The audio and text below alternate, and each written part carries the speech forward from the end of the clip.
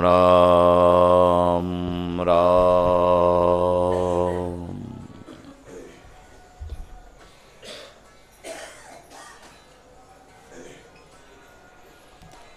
अखिल गुण निधान सच्चिदानंद घन करुणा वरुणालय भक्तवत्सल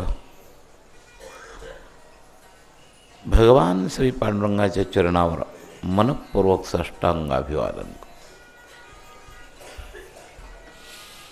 आद्य आचार्यांपासून अस्मद आचार्यांपर्यंत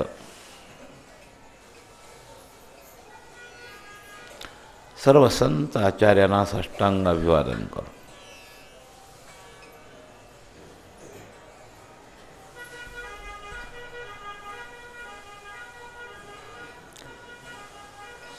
उपस्थित सर्व साधकांबद्दल सद्भाव प्रकट करो।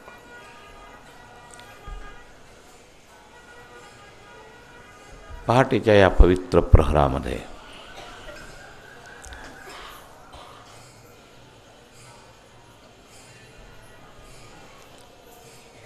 पवित्र दिवशी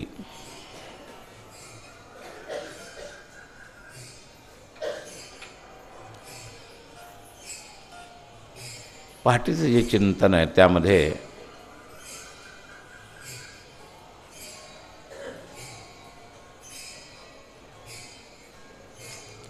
मनन करा।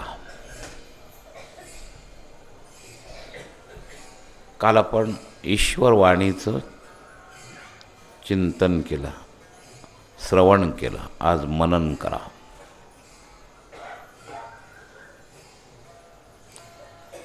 वास्तविक मनन ताबडतोब व्हायला पाहिजे, पण माया मनन होऊ देत नाही। म्हणून हा वेळ मोकळा असताना संकेत केल्यावर तरी, जसं मी सांगितलं की भरपूर भजन केल्यावर तुम्ही शांत बसलात त्यावेळेला तुमचं सहज थोडा वेळ का होईना मन एकाग्र होतं। तसं ही पहाटेची वेळ साधन करण्याची आहे।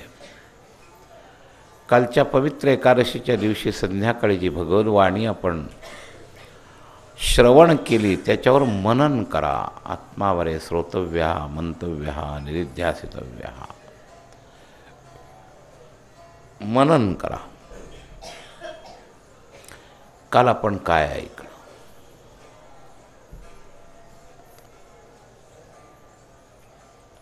आणि त्यातला आपल्याकरता नेमका केवढा तुकडा एवढाच आहे। पंढरीसी या रे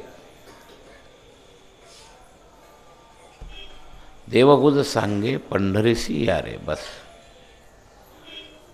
आणि त्याच्यानंतरचा साधनात्मक क्रियात्मक भाग आहे प्रेमे चित्ती घ्या रे नाम माझे।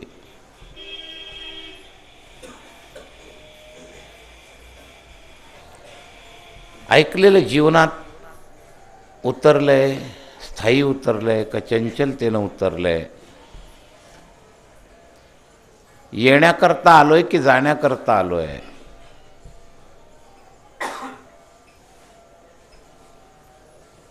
येण्याकरता जर आलो असो तर समय सावधानी आवश्यक आहे।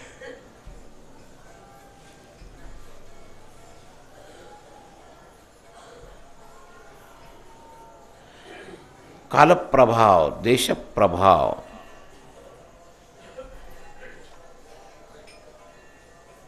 परिस्थिती प्रभाव हा मानव जीवनावर परिणाम करत असतो।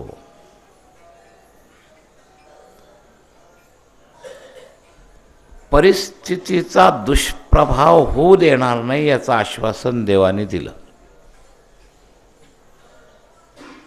सर्व मी चालवी भारत्याचा। परिस्थिती या रूपानेच येते, संकट, घटना, स्वतःवर भार घेतल्यानेच हे सगळं येत असतं।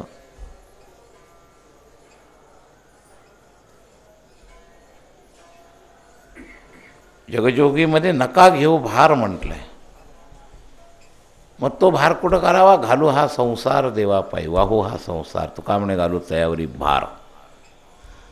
भारचं केंद्र तिकडं वळवावं।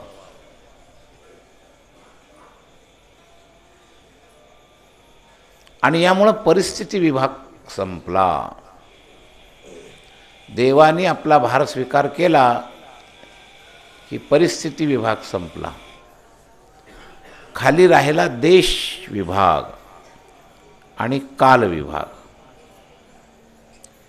तर प्रेमे चित्ती घ्यारे नाम माझे हे ऐकलं तर काल विभाग संपला, आणि पंढरीसी यारे हे ऐकलं तर देश विभाग संपला. देश, काल आणि परिस्थिती या तीनच गोष्टी संसारात आपल्याला संसाराच्या प्रभावरूपानं आपल्याशी जवळ येतात. तपशील वेगळा, पण घटना या तिन्हीतच आहे, देश, काल, परिस्थिती.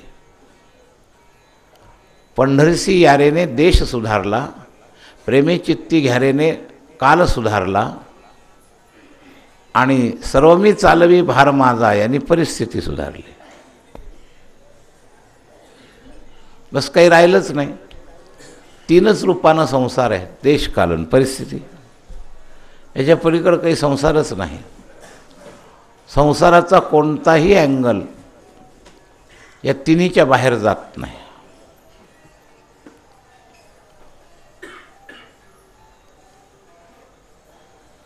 समष्टीमध्ये देशकाल परिस्थिती, व्यक्तीमध्ये वस्तू व्यक्ती पदार्थ, हे सगळंच्या सगळं सुधरेल. समष्टी देशकाल परिस्थिती सुधारली की वस्तू व्यक्ती पदार्थ आपोआप सुधारले.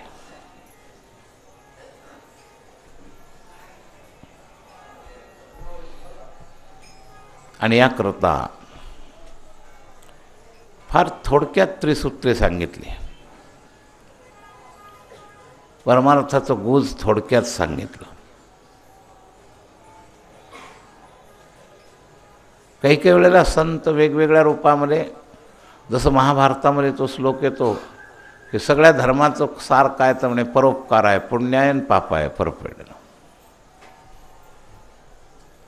अशी जे थोडक्यात तात्पर्यात्मक सूत्र येतात. तर भगवंताने हे गुज सांगितलं म्हणजे तात्पर्यात्मक सूत्र सांगितलं. पंढरीसी यारे, देवगुज सांगे पंढरीसी यारे. शेवटी कीर्तनाचा ससीम काळ असतो. एखादा छोटासा अँगल तरी विस्ताराचा राहूनच जातो. पंढरीलाच काय यायचं?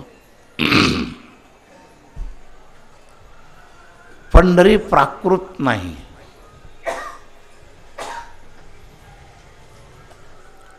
काशी नगरी आणि पंढरी ह्या प्राकृत नाही. 9 खंड पृथ्वी 10वा खंड काशी असं म्हणण्याची पद्धती. भगवान शंकरांची ती नगरी आहे. त्रिशूळावरी काशीपुरी, चक्रावरी पंढरी असं एका काव्यामध्ये म्हटलेलं आहे. काल एक निळोबारायांचं प्रमाण पण परवाच्या कार्यक्रमात दिलं होतं की चक्रावर पंढरी आहे, याचं काल एक प्रमाण परवाच्या कीर्तनात दिलं होतं. तर पंढरी प्राकृत नाही. महाराज, प्राकृत परिस्थितीचा प्रभाव बदलण्याची एका व्यक्तीमध्ये सुद्धा ताकद असते, तर भगवंतामध्ये असणार नाही का? रामायणामध्ये काकभुशुंडी नावाची महात्मा होऊन गेला, ऋषी आहे. ह्या 4 वक्त्यांमध्ये वाल्मिक आणि बरोबर काकभुशुंडी आहेत. भावप्रधानतेमध्ये काकभुशुंडीचं फार महत्त्व आहे.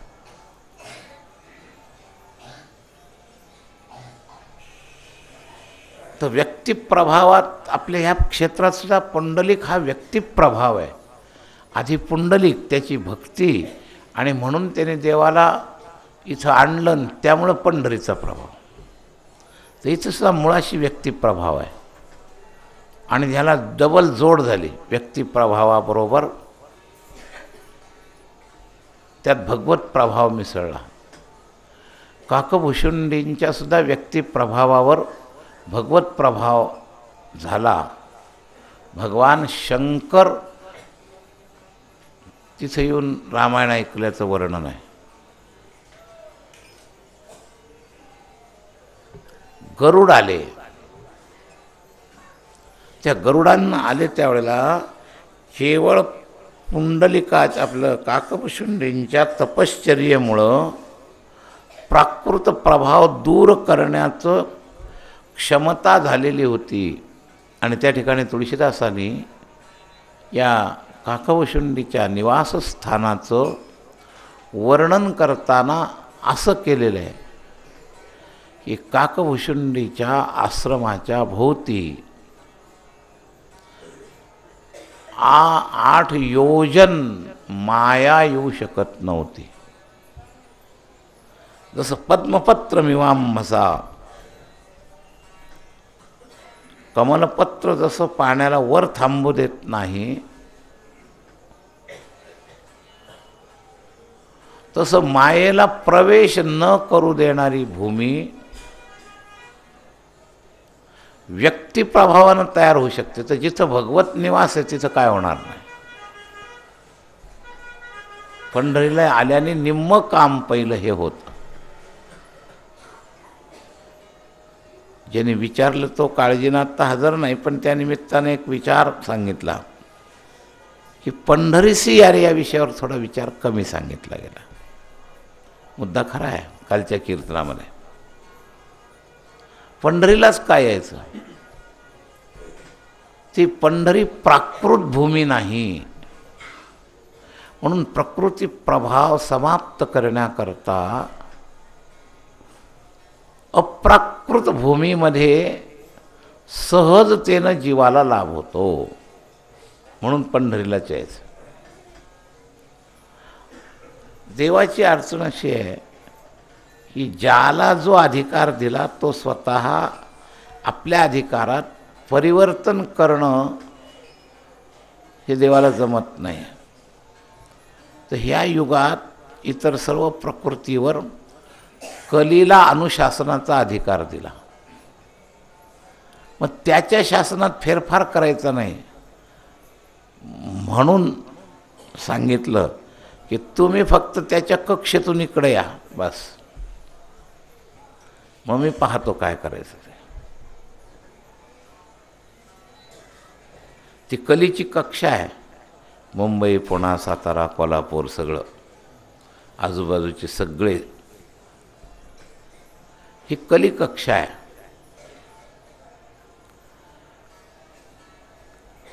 केंद्रशासित प्रदेशावर प्रादेशिक कायद्यातून ती सुटते. दिल्ली आहे भारताच्या अंतर्गत, पण उत्तर भारतात मानले जात नाही. मग ते केंद्रशासित प्रदेश आहे. तसं भौतिकदृष्ट्या पंढरपूर कलीच्या कक्षेत आहे, पण तो केंद्रशासित प्रदेश असल्यामुळं प्रादेशिक सत्ता तिथं चालत नाही.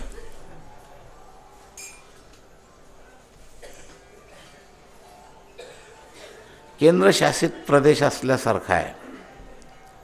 तर पंढरी भगवंताची, पंढरीनाथाची नगरी असल्यामुळे हे केंद्रशासित प्रदेश आहे. इथं कलीची सत्ता चालत नाही. म्हणून इथे येण्याची गरज आहे. तुम्ही एकदा कक्षेत आलात की तुम्ही त्याच्या हद्दीतून सुटलात. म्हणून येथे कळीकाळाचा रीघ नाही. नामसाधना आणि पंढरीचं निवासामध्ये येथे कळीकाळाचा रीघ नाही. म्हणून याचं अंतरंग महात्म्य तेथील प्रमाण नेवे वेदासी, ते जीवजंतुसी केवी कळे.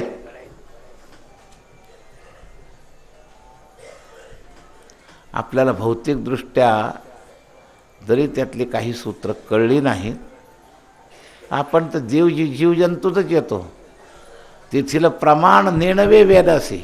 इथं काय स्वतंत्र अधिकार द्यायचा आणि देवाने कोणतं आश्वासन द्यायचं, इथं काय करायचं याची लिंक जसं एखाद्या कायद्याच्या पुस्तकात सुद्धा प्रादेशिक सत्तेतली सूत्र जी असतात त्यामध्ये केंद्रशासित स्वतंत्र, तसं हा प्रदेशच स्वतंत्र.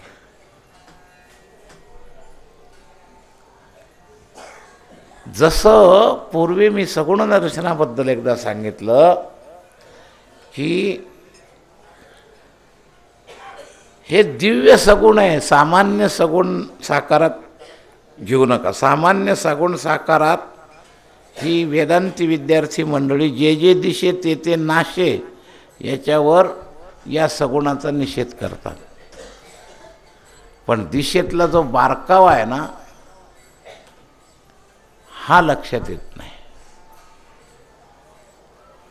हिथलचं दिशेचा कायदा वेगळा आहे आणि प्रकृतीचा दिशेचा कायदा वेगळा आहे, असं आहे. ही दिव्य त्रिपुटी आहे. इथं सामान्य त्रिपुटी वेगळी आणि दिव्य त्रिपुटी वेगळी. आणि म्हणून पांडुरंग म्हणतायत की बाकी सगळ्या ठिकाणी जो कळी काळाचा प्रभाव आहे ते मी सुटू शकत नाही. मनापासून तडफड झाली असेल तर काही नाही, फक्त तुम्ही तुमची कक्षा सोडण्या इतके कष्ट घ्या, पुढचं सगळं मी पाहतो. म्हणजे कलिकक्षेतून तुम्ही भगवत कक्षेत येणं याकरता पंढरीस या रे. पंढरी म्हणजे भगवत कक्षा आहे. पण ही भगवत कक्षा सामान्य रूपाने कळत नाही. केंद्रशासित करता काही वेगळी सीमा नसते. उत्तर भारताचा नकाशा दाखवतात त्यावेळेला दिल्ली त्यात दाखवलेलीच असते, पण शासनाच्या बाबतीत मात्र ती केंद्रशासित असते. म्हणजे उत्तर भारतात आहे पण नाही पण, तसं पंढरी कलिकक्षेत आहे पण नाही पण. सामान्य ज्याला दृष्टी आहे त्याच्याकरता पंढरी कलिकक्षेतच आहे. आणि प्रेमे चित्ती घ्यारे नाम माझी ही साधना केल्यानंतर जी पंढरी दिसेल, पाहेचं दुसऱ्या पाहेचा अर्थ, त्यावेळेला ती केंद्रशासितची सत्ता कळेल. पहिल्या पाहण्यानं नाही कळणार. नकाशात दिल्लीचं नाव दिसतं उत्तर भारतात, संपूर्ण भारताचा नकाशा पाहताना, तर त्यावेळेला उत्तर भारताच्या आत दिसणारीच दिल्ली, आत असणारीच दिल्ली उत्तर भारतात आहे पण नाही पण. शासनदृष्ट्या उत्तर भारताच्या शासनात नाही, लक्षात घ्या. आणि भौगोलिक नकाशात उत्तर भारताच्या आतच आहे. तसं सामान्य दृष्टीनं पंढरी सोलापूर जिल्ह्यातला एक तालुका आहे,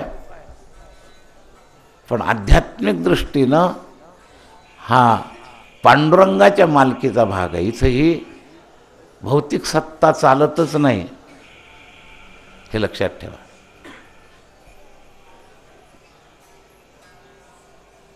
आणि म्हणूनच सूत्ररूपानं सुद्धा सामान्य भौतिकतेचा विभाग इथं सुटतो.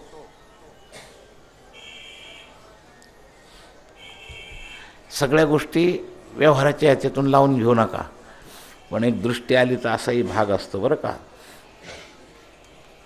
की तसं पाहिलं तर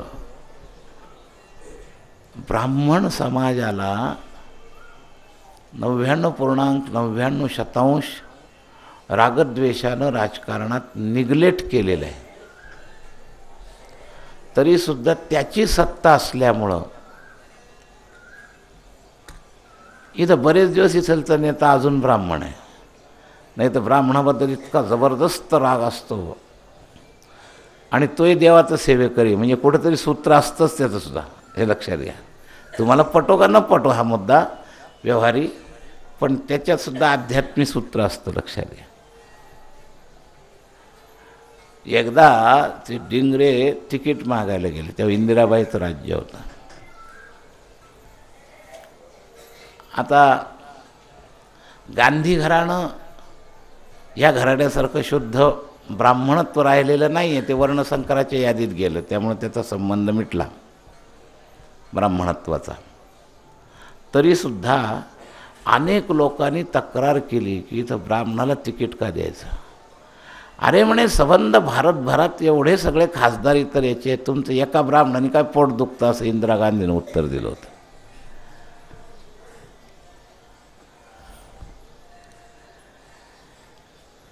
तर भगवंताच्या मनात असेल त्याच्यावर सत्ता राहते. अगदी जाता जाता सुद्धा अजून आहे.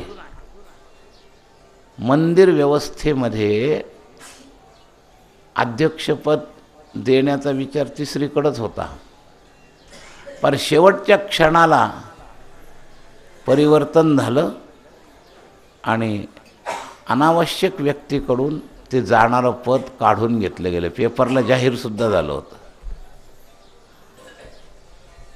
म्हणजे ईश्वरी सत्ता अजून सुप्त रूपाने इथं काम करत असते, हे लक्षात घ्या.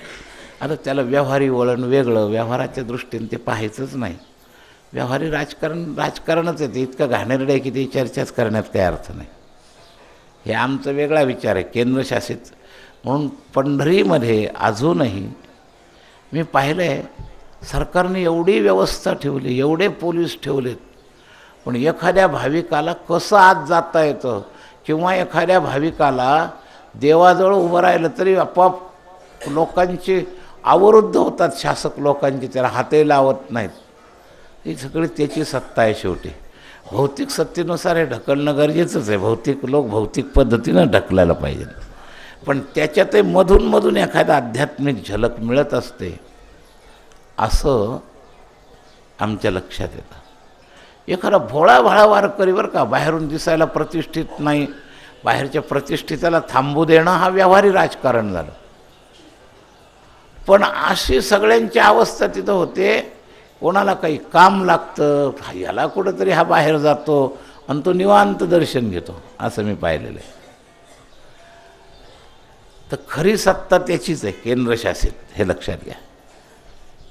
दिसायला जरी बाहेरची सत्ता वाटत असली तर जे उदाहरण मी सांगितलं ना, की उत्तर भारताच्या नकाशात जरी दिल्ली असली तरी दिल्ली केंद्रशासित आहे शासनदृष्ट्या.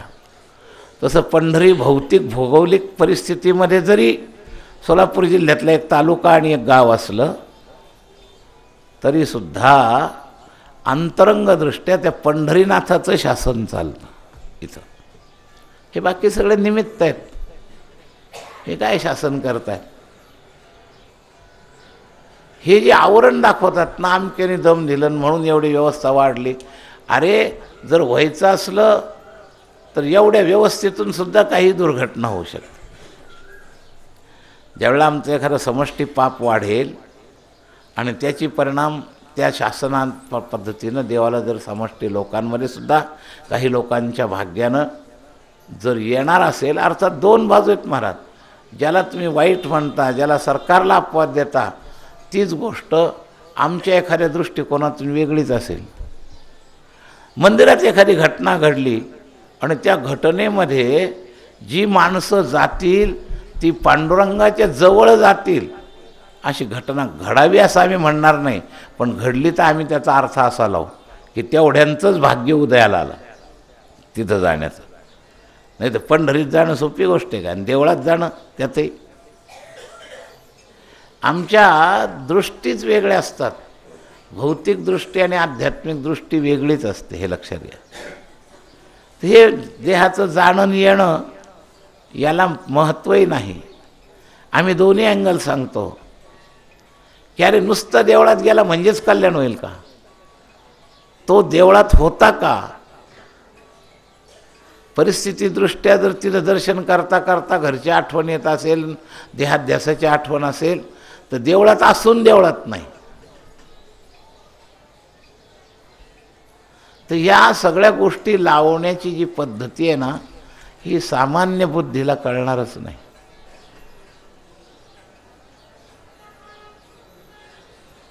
मग देवळातही आहात, भौतिकदृष्ट्या देवळात आहात, आंतरिकदृष्ट्या देवळात आहात, याच्या करता हा पुढचा डबल विधी आहे. प्रेमे चित्ती घ्या रे नाम माझे. त्यामुळं तुम्ही तिथं हजर राहणार आहात. हे प्रेमे चित्ती नाम घेतलं नाही तर इथं येऊन सुद्धा तुम्ही इथं नसता. इथं येऊन इथं राहायचं असेल तर प्रेमे चित्ती घ्या रे नाम माझे. आपण भौगोलिकदृष्ट्या आलो का आध्यात्मिकदृष्ट्या आलो? आश्वासन भौगोलिकदृष्ट्या येणाऱ्या करताय का आध्यात्मिकदृष्ट्या येणाऱ्या करताय? असा बारीक विचार आहे त्याच्यात. आपण सगळे आलोत. एक संतांची भूमिका आहे, अभंगामध्ये अशी गूढ बसवतात की सामान्य प्रेरणा पण मिळते आणि अधिक बारीक अर्थ कळायला लागल्यावर विशेष अर्थही कळतो. पंढरीसी या रे, देवगुरु सांगे पंढरीसी या रे, सामान्य प्रेरणा मिळाली. पण पुढचं चरणाचा अर्थ कळाल्यावर पंढरीत येणं म्हणजे काय हे कळतं. प्रेमी चित्ती घ्या रे नाम माझे. हे अर्ध्या तुकड्यात नाही आहे, दोन्ही तुकड्या मिळून विधान आहे. अर्ध्या तुकड्यानं विधान होणारच नाही, लक्षात घ्या. तर भौगोलिकदृष्ट्या आलेले किती सगळेच्या सगळे तरुण जातात का एका विश्वासावर हो म्हणायचं न येणाऱ्याच्या सापेक्षात त्याचा कुठंतरी चरकात ऊस अडकेलच. एकदा आल्यामुळं सुद्धा, केवळ देहाने आल्यामुळं सुद्धा, कृत्रिम आल्यामुळं सुद्धा तो कोणत्या ना कोणत्या दिवशी याच्यामध्ये येण्या इतकं तर फळ त्याला मिळेलच. म्हणजे टिपरू चरकात अडकले लगेच क्षणी साखर होत नसते, पण चरकात अडकल्यावर कधी ना कधी साखर झाल्याशिवाय राहत नसते, हे लक्षात आहे. तर तुम्ही यारेच्या पहिल्या विधानात जरी बसलात तरी जगतापेक्षा भाग्याचेच आहात, आणि दुसऱ्या विधानात बसलात तर याच लिही याचं डोळा. एक सूक्ष्म विधान आहे आणि एक स्थूल विधान आहे.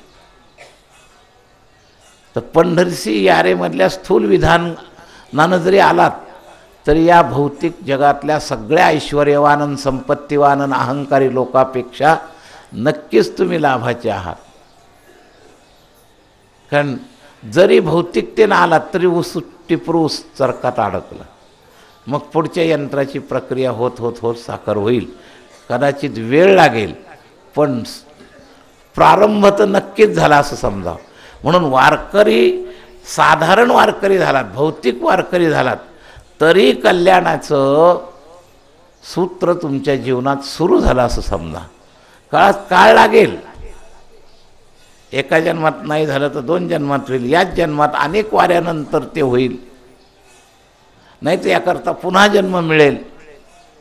येईन मी जन्म याच्यासाठी देवा, तुझी चरण सेवा साधावा. आम्ही भीत नाही जन्म घ्यावा लागल्याने, पण एकदा पंढरीचा वारकरी झाला की टिपरू चरकात अडकला. हे तरी काय फार लोक आहेत का?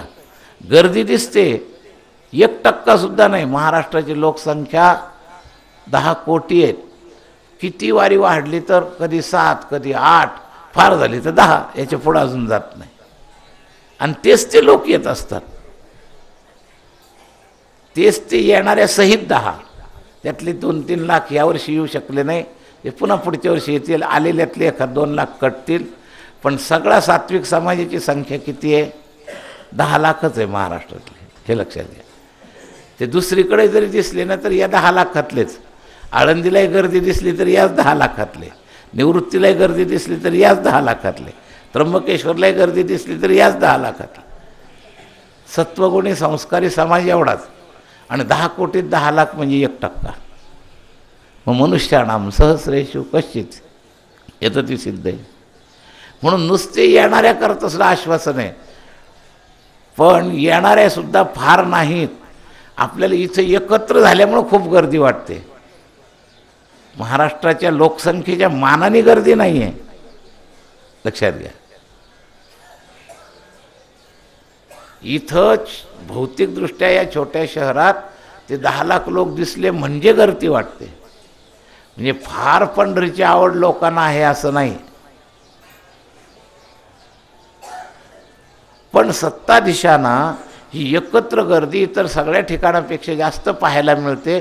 म्हणून तरी अजून कली असून सुद्धा थोडी बुद्धी यांच्याकरता काहीतरी करावं म्हणून कधी कोटभर रुपये मंजूर कर, 100 कोट कर, 5 कोट कर, या तीर्थक्षेत्रात हे सगळं ती गर्दी एकत्र दिसते. म्हणून आपले फार लोक आहेत असं आहे.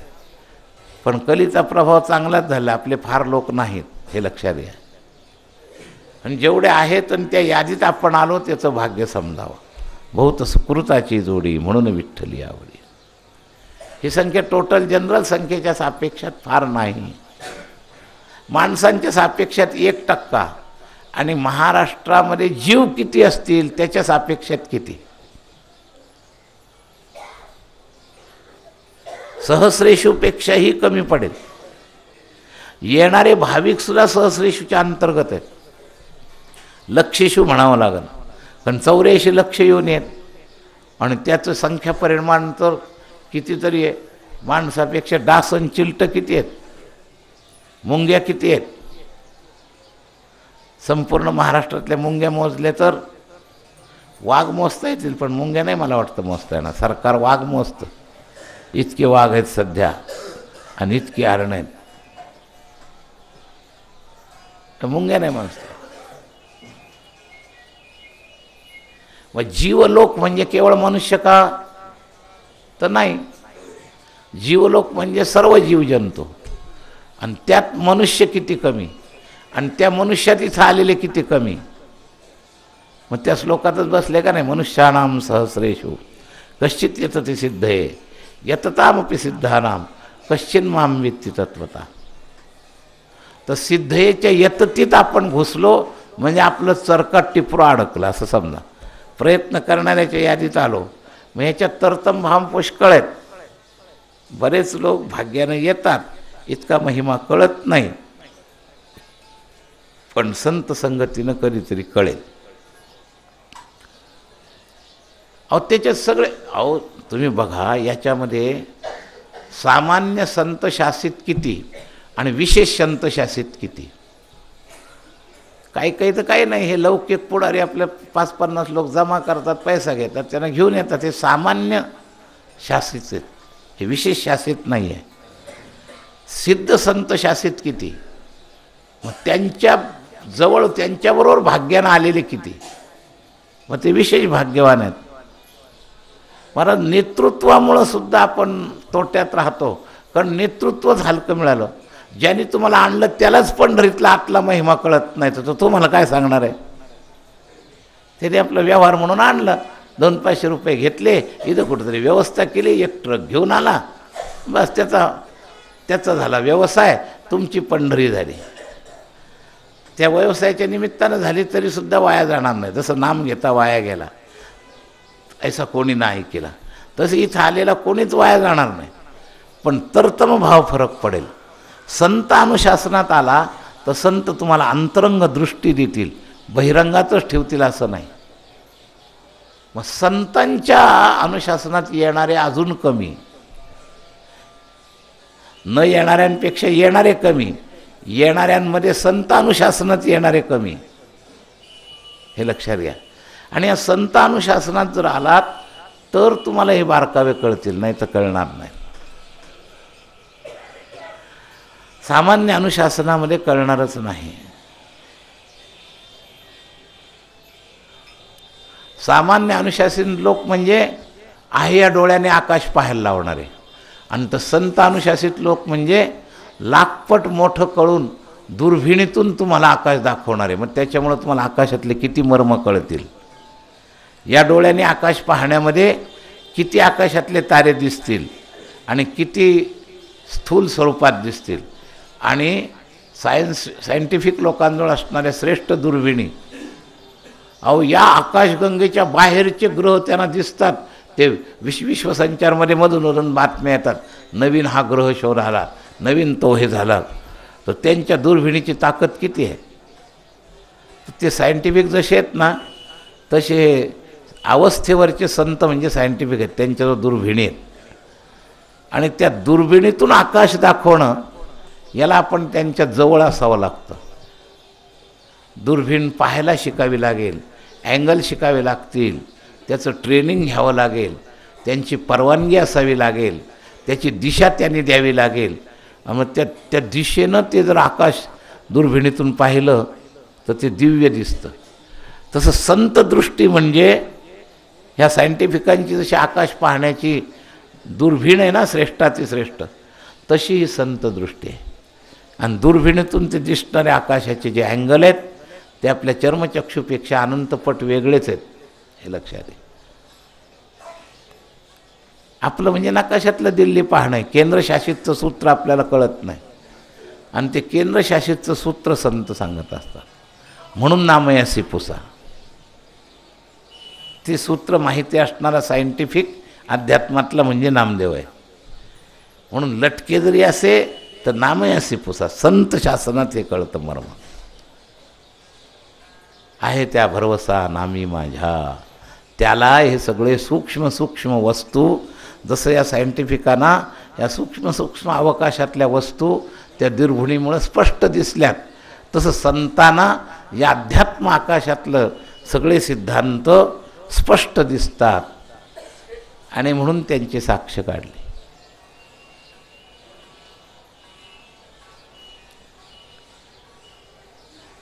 मग या दृष्टीने आपल्याला लटकंच वाटतं की आपल्या नजरेला जे तारे दिसत नाही ते आपण नाहीच समजतो. तसं देवाचं सूक्ष्म विधान आपल्याला कळत नाही म्हणून आपण लटकं म्हणतो. मग लटकं वाटतं का? तर तुम्हाला स्पष्ट दिसेल असं जर तुम्हाला पाहायचं असेल तर नामयासी पुसा. त्या दुर्बिणीतून पहा म्हणजे कळेल. आहे त्या भरवसा नामी माझ्या. तर ही संत मंडळींची नजर खुललेली असते. भगवत कृपेनं दिव्यम ददामि ते चक्षु पश्यमे योगमेश्वरम. विश्वरूप पाहण्याकरता ही दिव्यदृष्टी दिलेले ही मंडळी म्हणजे संत आहेत. आणि त्यातले पंढरी निवासातले विशेष सायंटिफिक कोणी जर असतील तर नामदेव महाराज आहे. सगुण साकार शक्तीतले, अनुभवाचे, बारकावे कळणारे, माहिती असणारे. तेव्हा नुसतं येऊन नाही, इथं संताची गाठ घ्या आणि मग देवाकडं जा. म्हणजे दुर्बिणीतून देवाचा महिमा कळेल. आकाशाचा महिमा पाहताना जसं त्या सायंटिफिकच्या ताब्यात असणाऱ्या दुर्बिणीपर्यंत जाऊन दुर्बिण पाहायचं ट्रेनिंग घेऊन मग दुर्बिणीतून आकाश पाहावं, तसं हाच पांडुरंग, हीच पंढरी चर्मचक्षुनी पाहून चालणार नाही. चर्मचक्षुनीचा पाहून पंढरी पाहणं म्हणजे पहिला पाहे शब्दाचा अर्थ. होय होय वारकरी आणि पाहे पाहेरी पंढरी, दोनदा द्विरुक्ती आहे. हे दुसरी पाहेरी पंढरी जी आहे ना, त्याला हे माध्यम पाहिजे. पहिल्या पाहेरीमध्ये लटकं दिसतं आणि दुसऱ्या पाहेरीमध्ये विशेष दिसतं. आणि ते दुसरे पाहेरीची हिंमत कोणाकडे आहे? नामयासी पुसा. जा त्याच्याकडं. आहे त्या भरवसा नामी माझ्या. त्याला याचा अनुभव आलेला आहे आणि त्याच्या संगतीत तुम्हाला अनुभव येईल. म्हणून दोन्ही पत्ते दिले. स्वतःचं आश्वासन दिलं आणि अंतरंग रहस्य कळण्याकरता मधलं साधन पण सांगितलं. म्हणून हरिप्राप्तीचे उपाय धरावे संतांचे ते पाय. तेने साधती साधने तुटती भवाची बंधने. संताविण प्राप्ती नाही ऐसे वेद देती ग्वाही. एका जनार्दने संत पूर्ण करती मनोरथ. या पद्धतीनं जायला पाहिजे. म्हणून नुसता कोरडा विधी करून चालणार नाही. या माध्यमातून जेव्हा तुम्हाला कळेल तेव्हा काही विशेष कळेल हे लक्षात ठेवा. तर लटके जरी असे नामय असे तर पंढरीलाच काय यायचं? तर हा केंद्रशासित प्रदेश आहे. या प्रदेशाकरता विशेष आश्वासन आहे. काया वाचा मन दृढ धरा जीवी सर्व मी चालवी भारताचा. हे इथल्या शासनातला कायदा आहे. आणि आपल्या घरी कलीचा कायदा आणि इथं त्याचा कायदा. म्हणून कलीच्या कायदा मोडायची हिंमत नसेल, त्याच्यावर विजय मिळवायची ताकद नसेल तर स्वतःला इथपर्यंत आणण्यामध्ये स्वाधीन आहात. कलीमध्ये काही प्रमाणात तुम्हाला स्वातंत्र्य आहे. त्यापैकी हे स्वातंत्र्य आहे स्वतःला इथं आणण्यापर्यंत. आणलं की त्याच्या ताब्यात दिलं की तो तुम्हाला कुठं दुसरीकडे जाऊच देत नाही. तुका म्हणे निधी आणि काचे हाती बैसला तो चित्ती निवडेला.